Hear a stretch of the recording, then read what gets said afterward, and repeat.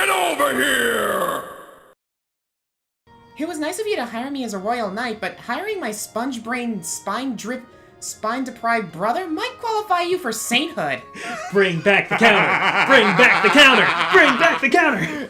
Yeah, that's another one on that's another one on the Makalov owned counter.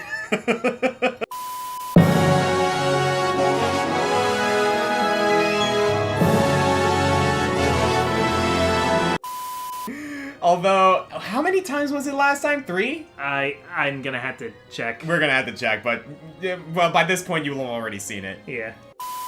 I'll tell you what, I'll keep your secret and treat you like a regular soldier.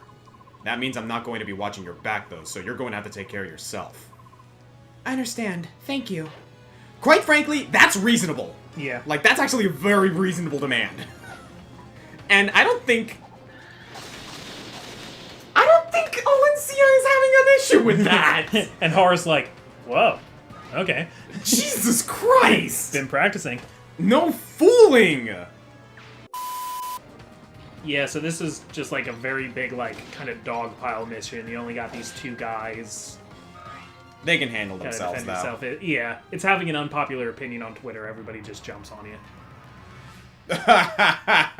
This is that, this chapter is, like, Flynn Rider surrounded by swords. Oh, goodness gracious. Something a little more preliminary. I guess you could call it espionage. What? It sounds serious. Nephenee, you ever heard of that? Oh, sure. When I was just a sprout, I caught a real bad case of that. Got this awful rash all over my back, too. That's a very nice story. Maybe I'd better explain what I mean. What? Like, what kind of disease I would can't think of what disease she would mistake it for. Me neither. Yeah. Mages. I suppose that was foreshadowed with that freaking talisman we got. This whole cave is foreshadowed.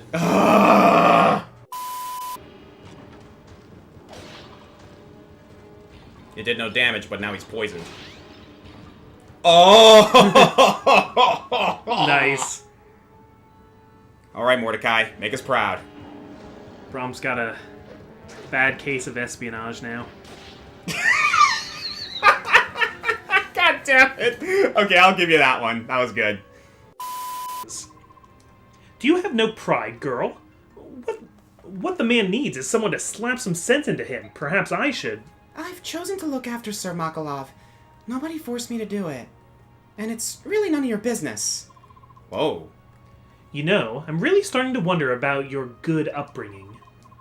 Of all the men out there, what possessed you to place your bets on such a shabby prospect? What did you just say? There are no gentlemen in this land half as fine as Sir Makalov.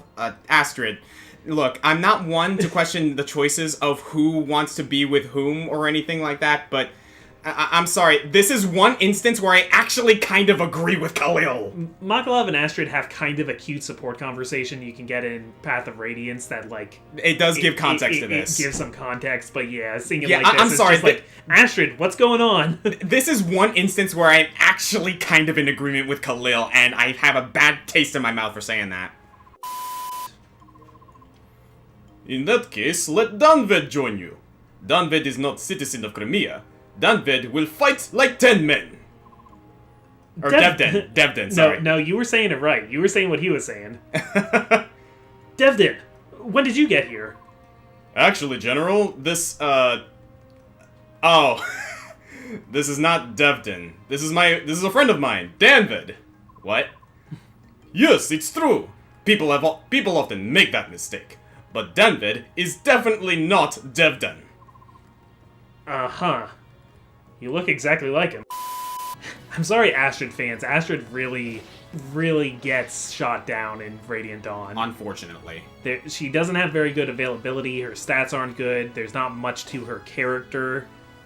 Like, no offense to, like, Astrid. I actually genuinely like Astrid to a certain degree. Like, you wish she was just here as a knight. Not just that, I kind of wish we got a little... Like, I know, like, you can get it from, like, support conversations and whatnot, but we don't get that whole spiel of, like, you know... unless you do the support conversations, which I suppose is the point. Yeah. You don't really get anything in regards to why she left her family house, why she's on this, like, why she enlisted as a knight and everything. They recently did an event in Fire Emblem Heroes where these characters do get a little more, like, you know, development in regards to, like, you know, what they're actually... Yeah. What kind of people they are and, like, what they actually did and everything and why they do what they do. And, like, they actually did a really, really cool thing with Astrid. What they do? It was the whole, like, you know, you have all this luxury and all this, like, you know, power and all this, like, you know, you're not wanting for anything, but you're basically in a fancy prison. You are basically being brought low by the people who you supposedly thought would have your best interest in heart. I would move her back, actually. Yeah, I'm gonna move her over here, actually. Because she can't counter. Like, she basically, she was being oppressed by her family. She was being, for lack of a better term, groomed. Yeah, okay. And they did a really, really cool bit where they paired her up with Air, who is the daughter of Hell, and her whole thing is... her whole thing is that, like, she was basically... Her life was basically nothing but being used as fuel for the god of death. Yeah. And, like, yeah, she was saved. She was, like, the second most powerful person in the entirety of Hell, but it was just a fancy prison. And they had this whole thing where, like, they look up at the stars, and, like, you know... they kind of find hope in the stars that, like, even the dullest and dimmest star can shine brightly with time and effort. And it was really cool. I actually like seeing that with Astrid. Yeah, it's fun how the mobile games can do these sorts of things in, like, a not completely canon setting, but still, like, you know, it can paint your perception of the main games. I do appreciate the mobile games for actually having the ability to do that. You know what I mean? Yeah. Like, it's nice to see. Pokemon Masters is another example of there's, like, a lot of conversations in those, since it's just like throwing Pokemon characters from every generation together. Yeah. But, like, you get some neat conversations, and sometimes they've, like, established new lore or, like, have confirmed fan theories through it and stuff. Exactly. And it's not, like, strictly canon, but, like, who cares? It's interesting. Yeah, like, I also, like, they kind of, like, did this in the anime, but they kind of, also asserted it a little bit in Pokemon Masters as well, and it's nothing big. It's nothing, like, significant, but it's funny and entertaining, is that Alder has a huge freaking crush on Cynthia. I mean, who doesn't? I mean, who doesn't? But, like, they play it up with Alder, and it's actually really, really fun and cute. Yeah. And I kind of appreciate the fact that, like, you know, Cynthia plays along with it. She has no interest in Alder whatsoever, but she plays along with it because she likes the guy. Yeah. And that's adorable, you know? I wanna see more things like that. There's a conversation between Cyrus and Sophocles that I like a lot in Pokemon Masters. Really? Yeah, because Sophocles, one of his partners in that game can be Rotom. And, okay. And Cyrus, like, it basically establishes that, like, Cyrus spent a lot of his life trying to, like, understand Rotom. And there's this whole backstory. I'm not going to do well trying to recall the details of it, but there's this fan theory that has to do with Cyrus and Rotom, and that the old chateau actually was, like, his family's chateau. Oh, yeah. But basically, there are fan theories a lot because, like, what the heck is the deal with the old chateau? Why is it so weird? Yeah. And a theory for a really long time was that Cyrus came from, like, a well-to-do family, and that was, like, their house, and something bad went down there. Maybe even, like, his sister, like, the ghost of the girl is his sister, and that's, like, part of what painted his perception of wanting to change the universe. Pokemon is no stranger to having, like, those really, really weird instances, especially with the ghost aspect of Pokemon in general, in that, oh, hey, it's like, why do we have, like, these ghost characters all of a sudden just, like, you know, they appear and then they disappear after, like, giving you an item, and they, like, are always in your peripheral vision, and then all of a sudden, and then they don't have a freaking walk cycle? Yeah, so they... Dude, that freaked me out in Black 2 White 2. Was it Black 2 White 2 or Black and White?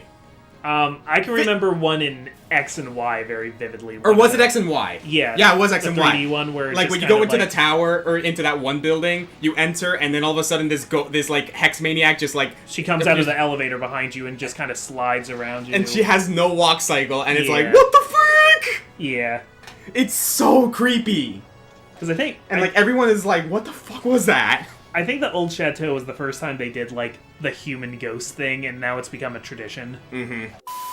Yeah, which was only kind of speculated before that. Nice work, Devden. Or Danved. God, that's gonna be hard to do! Devden is not here. This is Danved. I am sorry! So where did we land on that? Like, it's been so long I kind of forget. What? So, like, Odin, Laszlo, and Selena, are they the same characters from Awakening who just have, like, come to Nor? Via the Dragon's Gate. Yeah. It's like, for some reason, some emissary from the world of Fire Emblem Fates was like, this world is going to need heroes that can stand with the main heroes to overcome the trials that they will face. And supposedly, from what I'm to understand, and again, I think this is absolutely stupid. Yeah. Supposedly, those 3 characters were chosen because they were deemed fan favorites. So they were like, you know, people absolutely loved Inigo, they loved Severa, they loved Owain. And then on the other side you had... Cordelia, Tharja, and Gaius. And Gaius. So they became, respectively, Rajat, or not, Cordelia became Kaeldori, Tharja became Rajat, and Gaius became Aski. Yeah. And the whole idea is that supposedly... That one's even weirder because they're born into that universe. And they came, supposedly...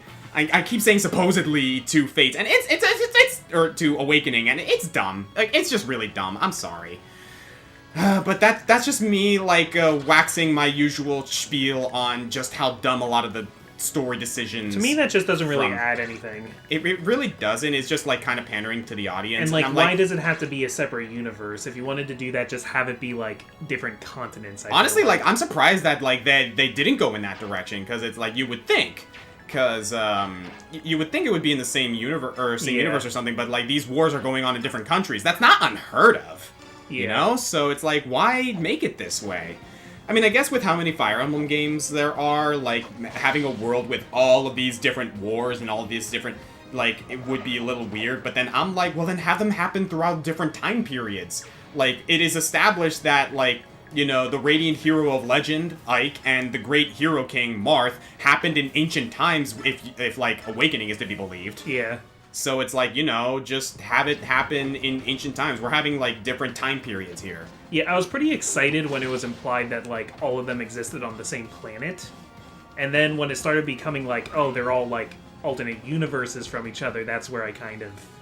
Like, then it didn't really feel like it mattered anymore. Yeah, and it's kind of sad, too, because, like, that just feels like they pandered it in preparation for the mobile game, which, you know what, I can understand that, but then just make the mobile game and just, like, have it be non-canon. So wait a second.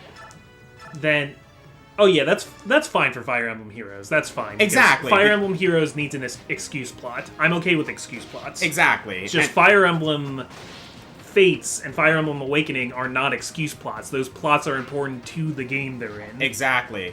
And that kind of goes into, like, why you and I, at least, really, really like games like this one, like Radiant Dawn, and, like, Blazing Sword and Sacred Stones and all that, is that, like, the stories... The stories are good, especially really good when, like, brought into the context of the rest of the franchise, but their narratives stand on their own, and that's perfectly fine. In fact, it's kind of preferred. How do you feel about Emmeryn? In Fire Emblem Awakening, Emmeryn is the oldest sister. Yes. Things don't go very well for her. That's like the big sad part in the first third of the game. But then you can find her and she's playable. I was willing to forgive it at the time, because, like, you know, it's kind of sort of an extra thing. You can only get that if you go into the post-game. Yeah. Which, I guess is alright, but honestly, it kind of does, like, take away from just how poignant that whole situation was. Like... Yeah, I never felt like her being there was canonical. I always felt like it was just a bonus. But they, like, explain it as if it's Exactly, canonical. and it's like, you don't need to do that. Radiant Dawn did the exact same thing with the extra modes. You can get, or like Path of Radiance and Radiant Dawn did the exact same things with the extra modes. You can play as Grail. You can play as Patrine. You can play as like all these other units that are supposedly dead. As Bertram. But the game makes it clear that these are just bonus units. They are not actually a part of the story. You're just able to play them as if how they were if they actually were units. And that was fine. Like, I was fine being able to play as Patrine, but, like, you know, having the context of, oh, this isn't real. I guess there's so much more dialogue in Awakening, like, not just for cutscenes, but for, like, character interactions and stuff. They probably felt compelled to, like, write a reasoning for Emerin to be there. Yeah, but at the same time, you don't really need to do that. Like, you want to know another game that did the whole thing of, you know, oh, yeah, these characters are dead, but suddenly they're playable, but they give no explanation. You can just play as them and that's it. Sacred Stones! Sacred Stones has some of the boss units that you can beat. That's true. And some of the characters that are actually not even on the map, like freaking, like, the Queen of Navasa. And it's like, you know, you can play as them. And the game gives no explanation. It's just like, oh no, you did this extra thing that is, like, on the side. It's an extra thing. Have fun. Yeah, and suddenly you can play as Volter, and it's great. Yeah, and as, like, we don't need an explanation. Fado, and as, like, Ismare. Yeah, we don't need an explanation for any of this. All the dead people. You know? And again, like, maybe this is just, maybe, I will grant you this. Maybe this is just me being a Fire Emblem purist or something like that, but not really, because I love Awakening. I love Fate's gameplay. Yeah. I love Three Houses. I think the new generation Fire Emblem games are fantastic, but they are being plagued, admittedly, with some modern day mindsets. And again, there's nothing wrong with that, but it definitely shows. I think, I mean, there's a definite shift to making it more of, like, I mean, the joke is people say it's like a dating sim now. Yeah, like, you know, the classic, they basically say, oh, it's waifu emblem. And I don't think that's entirely a bad thing, because especially that, like, if that's the mindset that caused them to, like, have more, like, quips and stuff like that, and, like, things they say during critical hitting animations and stuff, then, like, great. Yeah, that's fine. Honestly, like, I think Three Houses did it the best way possible. They, like, Three Houses is also kind of, sort of, like, waifu bait. I'm not going to say that. Like, there, God knows Dorothea is a character. Yeah, but they also made Dorothea one of the most compelling characters in that game. I think they dialed back the waifu bait a little bit in Three Houses. They did, and I think it was for the better. Like, what they did in Three Houses, I think, was brilliant in that they made every single one of the playable characters appealing in some way, shape, or form, and they gave them very, very genuinely, like, we were explaining this, like, a couple of chapters ago, three-dimensional stories, and, like, made them three-dimensional characters. It's there if you want to see it. Yeah. They made it optional, but if you go through that option, suddenly the world becomes a lot more expansive, a lot more detailed. Suddenly you get context into why these characters are the way they are, and I think that's the way to do it, especially in a game like Fire Emblem, where there's so many characters to keep track of. You don't... Like, when you start giving complex characters that you have to look at with every single one of these, like, games, it becomes a case of too much. I mean, Radiant Dawn is the most that. Like, there's a lot of characters here that do serve a function in the main story. Yes. For at least a little bit of it. So, people who aren't crazy about the Tellius saga, they'd say it's a case of too many characters. And, like, I understand that criticism if, like, these aren't your games. Yeah. But, to that, at least, like, in my personal opinion, obviously, to that, I say, well, yeah, there is a lot to take in. You don't, in order to get, like, the quote-unquote full experience, you don't have to. You don't, like, have to see this to a... You don't have to see Danved's story to see the full scope of, like, you know, the main narrative. You don't have to know everything about Makalov in order to, like, get the full context of what's going on between the wars here. Yeah. But once you do, it's a nice little addition. It adds another cherry to the cake. For the most part, like, you don't need any of the support conversations. Like, what you get in the main story of Path of Radiance is enough to understand most of what happens in Radiant Dawn. Exactly. Even character cameos. Like, Makalov can be as small a character in this as he was in the first game. I agree. So yeah, like, This is, like, the way we see it, and if anyone else sees it differently, like, that's perfectly fine. Like, and I've talked to people who are like, you know, oh yeah, like, we totally appreciate these games. We totally understand why they are the way they are, but I just couldn't get into them for one reason or another. Like, I know plenty of people who are like, oh yeah, no, I recognize the merit of these games. They're just not for me. And that's perfectly fine. In fact, so, like, it's funny. I talked to a lot of my friends who, like, are now suddenly fans of Fire Emblem. One of the most, like, prominent ones is, like, Ari and Josh Scorcher. And the reason they got into it was not just because they made the characters more appealing, not just because, like, you know, they refined the mechanics or anything. One word. Casual. Yeah. The addition of casual mode made this game so much more palatable for so many people. Even outside of the casual mode to make people not die, and that's a huge thing. There's so many little quality of life improvements starting in Awakening that I really appreciate. I completely agree. I love Awakening. I think Awakening's a great game, and that's always when somebody's like, I want to play Fire Emblem, where should I start? A lot of times I tell them Awakening. Awakening is an excellent place to start if you want to get into the Fire Emblem franchise. The other thing that they did also is streamline the support system, which I think went a long way into creating a roster of characters that people were just destined to fall in love with. Yeah. I guess part of the, like, Emerin thing... That, like going back to that, yeah. Like you said, how it was like, hey, there's more story. Like, if you want to learn more.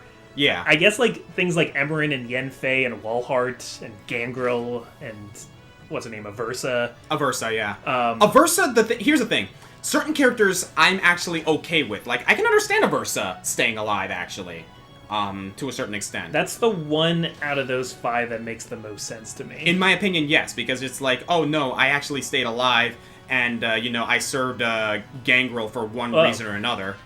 But it's like, you know, it made sense. Alright, Devden.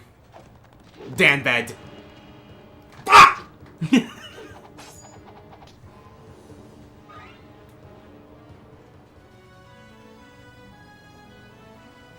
I love the idea that he actually is a different guy, too. I really like that. There's 2 ways to look at it. He's a guy who changed his name, or he really is just a oddly similar-looking dude. Or Devden's brother. Yeah. Melee range, okay. He couldn't Kanto out. Yeah. Guys.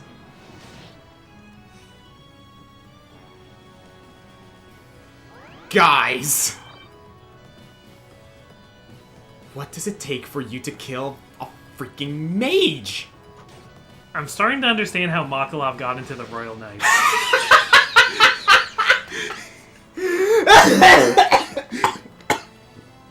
Oh. Okay, that one got me. That revelation killed Oscar. Jesus. Makalov, will you be the one who kills this mage? Yes. Oh my god! Oh man. Okay. Do we have to take one off the Makalov owned counter? Oh no, we're not taking any off the Makalov owned counter. Okay, so good deeds do not replace your sins. No. Not in this situation, anyway. Let's see. Makalov's like, hey, I worked hard for that counter. I think I remember playing this as a kid, and I just do not remember the... Oh, Jesus! You will remember his name. Just maybe not in the right order.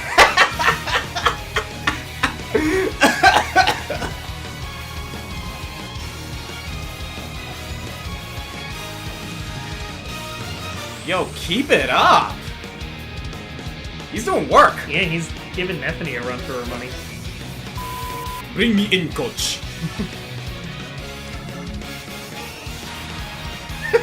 This is hilarious. Pass the ball to Danved. Did I just say Devden again? Oh, you did. Fuck! Speaking of which, we had a pretty cool experience while we were... Oh, Jesus Christ! That's a really cool grid animation. Yo! Way to go, Danved! Yeah. Yeah, have fun sound editing that one. I'm not doing it. This is your channel. You can sound edit it. how bold of you to assume I sound edit.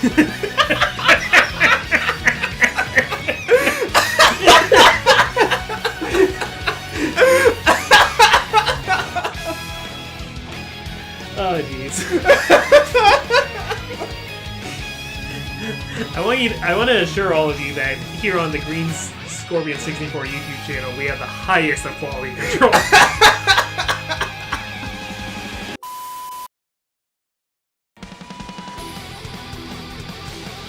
Yo, Nephenee! Yeah, go ahead and do that. Nephenee! Dang. It's like in Breath of the Wild when your weapon breaks, but it does crit damage. Oh! Jesus Christ! Here's another... By having Mordecai and Nephenee do this. Yeah. I think that's a more favorable option, yes.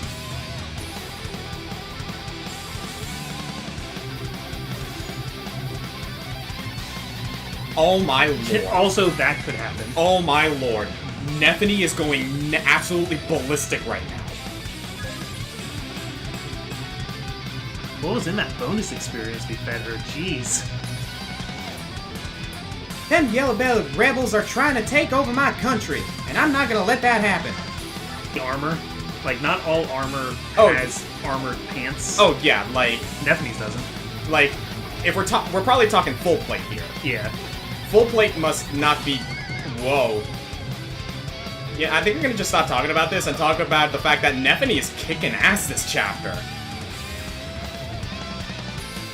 I mean, every one of these guys uses the bathroom after they're killed. And Dude! That's what happens. Oh gosh, no. Do this first. If we get lucky.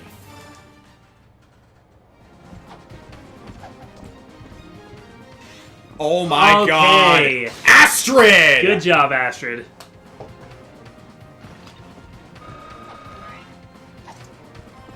You know what?